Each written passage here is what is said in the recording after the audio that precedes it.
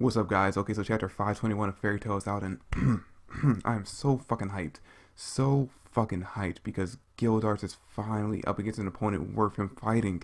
I've been waiting for this. Because up until now, Gildartz has not fought a single person, not a single person that has actually made him, like, struggle. He's never had a struggle in a fight, except for against Agnologia. It's the only person we've seen, and we didn't really see that. We saw a flashback of that, but that's the only person he's really struggled against. But now, him versus August, I cannot wait for that. You know Gildartz doesn't have an upper leg on August. It's going to be an even match, the two of them. He's actually going to have to struggle and actually pull out every trick in his book in order to win this fight. Cannot wait to see it. I hope Hero doesn't just like rush past this. I hope we actually get to see a full-fledged out fight between the two of them. I'm really hoping we get to see that next chapter. I'm really hoping like the next week's double chapter is just August versus Gildartz. I'm really hoping toward that. Alright, so we see Lucy, Natsu, and Happy meet up with all the other people, you know, Evergreen, Duvia, Brandish, what was it, Demaria, I think was the name of the time chick again? I completely forget. They meet up with basically everyone they were kind of hanging out with in that one house where Natsu was being cured, except for Gray. Everyone's looking for Gray, and Natsu's like, oh, fuck, I know where Gray went. Yeah, Gray decided to take it upon himself to go to the guild and face off against Zeref by himself. And Zeref knew he was coming. He was like, oh, Gray, it's you first. I expected Laxus or Gajil to show up first before Natsu, not you. And he said, Zeref plays Gray by saying, I'm a little disappointed that you were the first one to get here. Which is, to be fair, because Gray is barely standing up. He's leaning against the door to Fairy Tale's guild, and he's like, hey, yeah, I'm kind of here to kick your ass, even though I can't really do anything because I'm pretty badly beat up. I can barely walk. But yeah, that's pretty much all Gray does this episode, this chapter. It's basically setting up him versus Zeref, which you know he's gonna lose. We actually get a sad and kind of funny moment in this chapter where we see Natsu trying to apologize to Demaria about everything he did to her when he was a demon form, and she's just not having it. She's like, no, stay the fuck away from me. She's completely afraid of this guy now. I was cracking up at the same time. I was like, oh damn, I actually kind of feel bad for her for what she went through. She's traumatized. Alright, so we get a conclusion to all the other Spring and 12 fights, which was really just two other fights.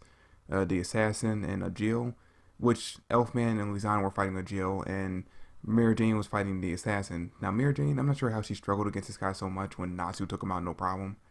Maybe because she used up so much energy using that new demon form she got, that Tartarus form that she had, and from the fact that she was basically tortured by Eileen. Maybe that's why she struggled against this guy so much, but it took her a while to beat him, even though he has his eyes closed the entire time.